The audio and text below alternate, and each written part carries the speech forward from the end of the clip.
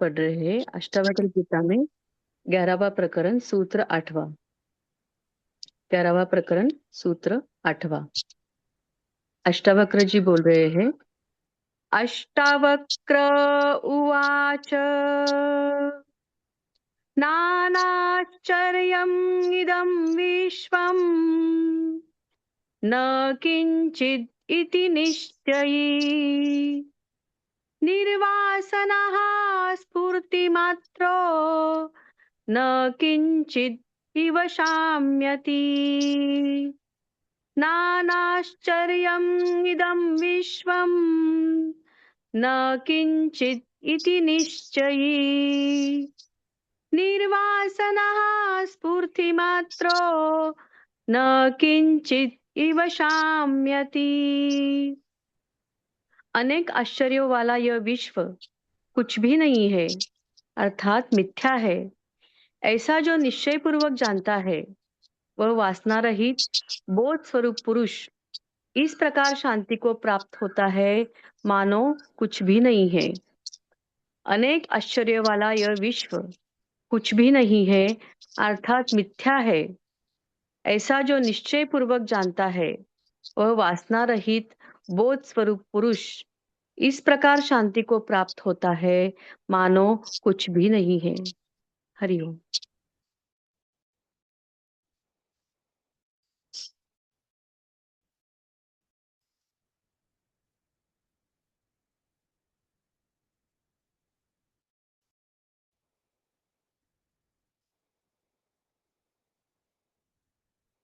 ये अष्टवक्र की 11th chapter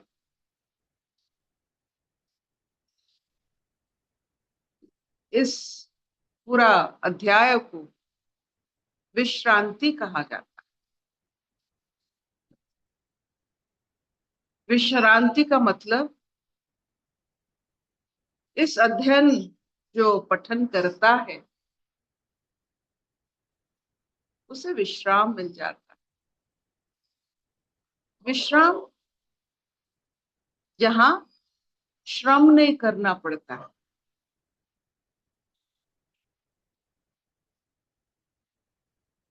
ये जो 8वां श्लोक है वही दर्शाता है हमारी जो आश्चर्य भाव और हमारे जो चाहत, आश्चर्य भाव और चाहत के बीच में हम जब खड़े हो जाते हैं तो हमें विश्राम नहीं मिल सकता। वो कैसे? ये चाहत क्या होता है? कुछ भी आप चाहो, जो आप में कमी है वो आप चाहोगे। आपकी कमी पूर्ण की एक राह है चाहत। ये कमी कहाँ से आती है? अज्ञान से। अगर हम ये साधारण सी शब्द मान ले, जैसा ब्रह्मांड वैसा पिंड, अगर ये साधारण सा वाक्य हम मान ले कि ब्रह्मांड में जो जो जैसे जैसे है, मैं, मेरा पिंड, उसमें भी वैसे वैसे नियम कानून चलता है। अभी भी जल पर अगर आप घृत डालोगे, घृत ऊपर आ जाएगा, नीचे नहीं जाएगा।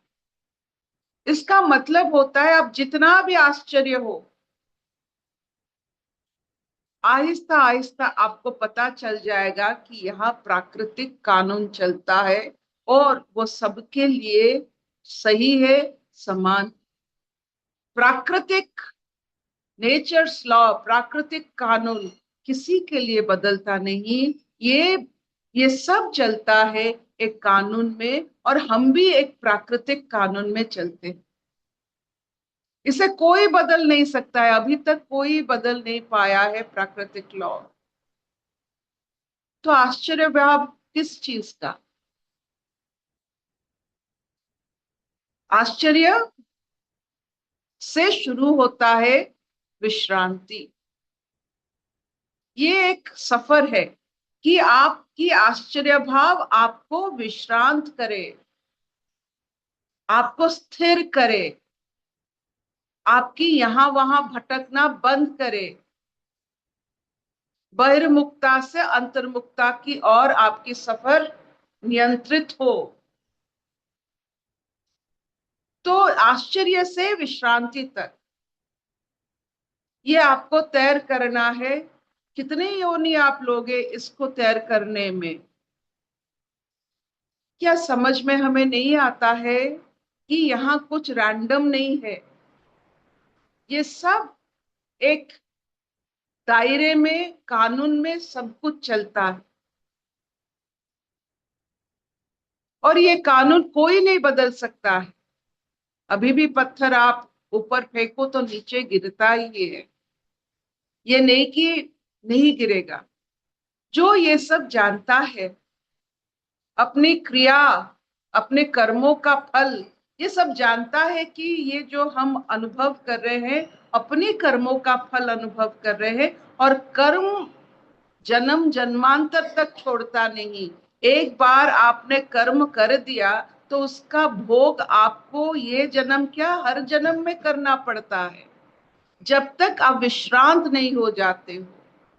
ये सबसे बढ़िया श्लोक है, क्योंकि एक बार आपने विश्राम ले लिया, स्थिर हो गए, और ये पूरा विश्व ब्रह्मांड की कोई भी आश्चर्य भाव से आप ऊर्ध्व उठ गए, तो आप पर कोई और रिस्पॉन्स नहीं आता है। आपके तरफ कोई भी आपका कर्म की फल, आपकी कर्म की जो गति है वो आपकी तरफ नहीं आता है। एक बार आप शांत हो जाते हो, शांति से शांति फैलती है, और शांति मिलती है, और शांति से और शांति मिलती है।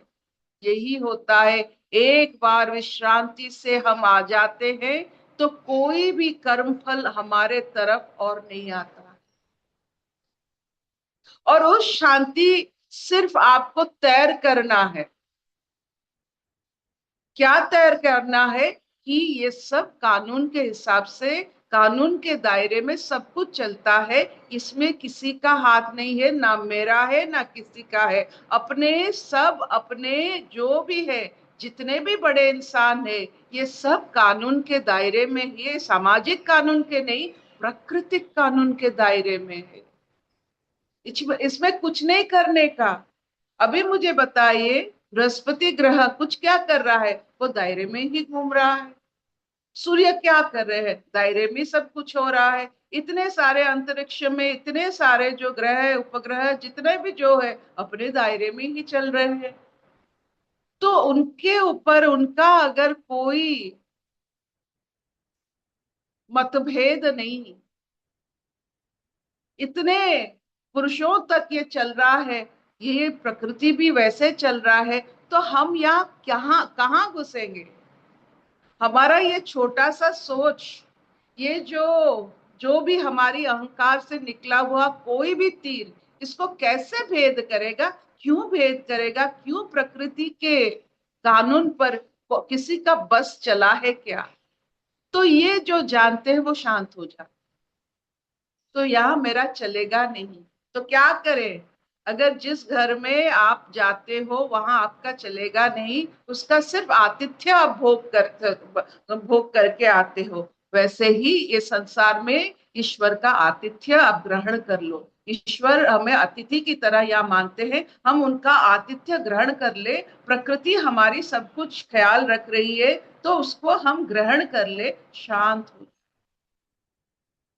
So easy. ग्रहण कर लीजिए, आपके ईश्वर की गेस्ट हाउस में आए हैं। आपके लिए प्रकृति पूरा भर भर के आपको, आपका ख्याल रखी। इतना ही तो है।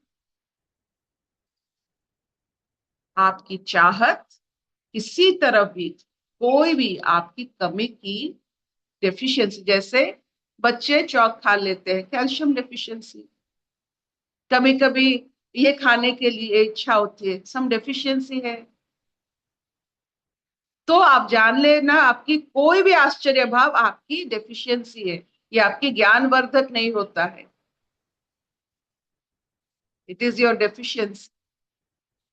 जब आप भरे भरे रहते हो, आपकी चाहत ईश्वर की तरफ और सबके मंगल की तरफ हो जाता है, खुद की तरफ नहीं आता है। जब आप सबके मंगल के बारे में सोचने लगते हो, आप जान लेना आप कंप्लीटली हेल्दी हो। जब तक आपकी तरफ आपका सोच खींच रहा है, you are unhealthy.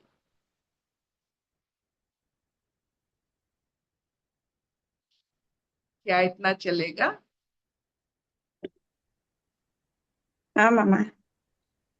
Arpita Divya ji बोल। क्वेश्चन, हाँ जी अर्पिता जी, मेरा मन एक क्वेश्चन पूछ रहा है आ, कि प्रकृति के जो लॉज है, न्यूटन ने ग्रेविटी किया, आइंस्टाइन ने वो किया टाइम डायलेशन, इतने बड़े बड़े फॉर्मूलाज दिए, किसी ने ये क्यों नहीं बोला कि ये प्रकृति मिथ्या है? कोई बोल देता, इतना बड़ा साइंटिस्ट जिसको इतने लोग विश्वास करते, इतने लोगों का वो हो जाता क्या? प्रकृति प्रकृति मिथ्या नहीं है, वो अपने कानून किसी के लिए बदलता नहीं है। ये है प्रकृति, हमने किसी को मिथ्या नहीं वो बोला। ग्रह है, नक्षत्र है, अपने अपने दायरे में सब कुछ कर्म कर रहे हैं, हम भी उसी का अंश है, हम भी एक कानून में रहते हैं। प्राकृतिक कानून जो समझ ले कि यहाँ सिर्फ प्रकृति का कानून चलता है। जैसे कहीं भी आप जाओ, आप किसी घर में जाओ, उस घर का कानून चलता है। बस ये आतिथ्य स्वीकार कर लो, ईश्वर की आतिथ्य गेस्ट हाउस में। मिथ्या कोई, हमने कभी मिथ्या नहीं बोला, आश्चर्य बोला है। यहाँ आश्चर्य भाव प्रकृति की, जब तक आप नहीं समझते हो कि ये कानून से चलता है, आपको लगेगा थोड़ा इसमें जाकर हम अपने लिए कुछ कर ले, अपने लिए थोड़ा इसको चेंज कर ले। ये नहीं होता है। You can not change nature's law for yourself only. अगर समग्र चेतना में आप काम करते हो, तब भी जाकर प्रकृति आपके साथ होती है, थोड़ा बहुत राहत मिलती है। चेतना लेवल में जब आप चेतना पूर्ण होके सब चेतना में बसते हो, जैसे अभी क्या हो रहा है, पहले कहा कैसे शुरू हुआ है, मैं, मेरा, जब वो हमारा होता है, सबका होता है, पूरी कायनात का होता है, आपका चेतना जितना बढ़ता है, प्रकृति का नियम वैसे आपसे आपसे प्रकृति आपसे बात करती है, आपका चेतना चेतना से प्रकृति बात करती है। ये थोड़ी, ये छोटी से, जैसे अभी आप आपके घर के लिए क्या प्राइम मिनिस्टर आएंगे आपको घर संभालने के लिए? जब आपका चेतना इतना बड़ा हो जाता है तो प्राइम मिनिस्टर आते हैं, उसके ऊपर ईश्वर की जितने देव देवियां आते हैं, क्योंकि जितना बड़ा चेतना, उससे आपका किसके साथ वास्ता पड़ता है? ईश्वर की हर हर विभूतियों के साथ वास्ता पड़ता है।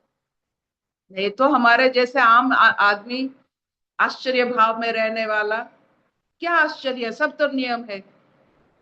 जो नियम जानते हैं उनके लिए आश्चर्य क्या है, वो जानते हैं।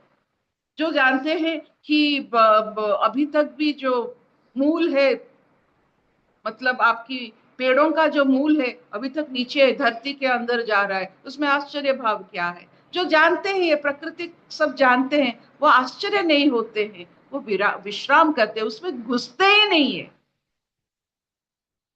दे टेक रेस्ट। क्योंकि कौन रेस्ट लेता है? जहां law works, everyone is at rest. अराजकता में सब कोई आंदोलित होता है। जहां कानून चलता है, प्राकृतिक कानून, everyone is at rest.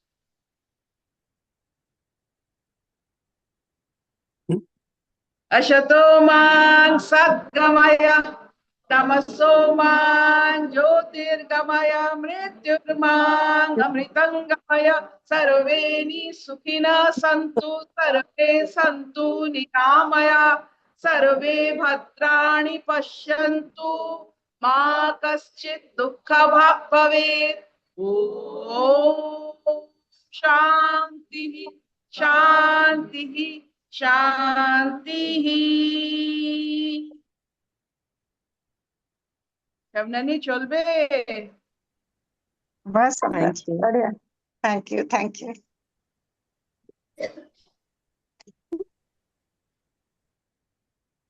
Hmm.